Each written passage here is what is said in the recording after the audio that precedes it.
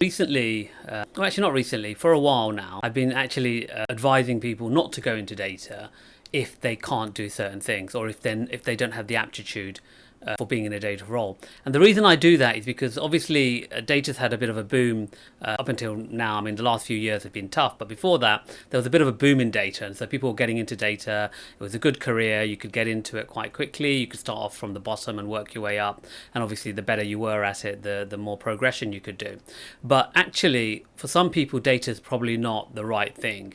And so I've sort of sat down with them and said, look, here are some questions, and let me know honestly if this is what you enjoy doing. So as you can imagine, the first question is, do you like numbers? Now that may seem obvious, but actually some people don't like numbers. I've worked with a lot of data analysts who are like, oh, I just want to, communicate the findings, or I want to talk about the impact it's had, but they don't actually like the numbers. And what I mean by liking numbers is, when you look at an Excel sheet, are you able to confidently sort of look at that sheet and go, I know what those numbers mean? Or do you just blur over? Do you go, oh my God, that's a lot of numbers, I don't want to focus on it? Because as a data analyst, one of the things that you have to be really good at is, if you get any data, is to eye over. So you have to be very good at numbers. You have to be able to say, oh, that looks right, that doesn't look right. Why is there a blank there? Why is that NA? That kind of stuff. And you need to be able to scan through that and be able to be confident in understanding what the numbers mean.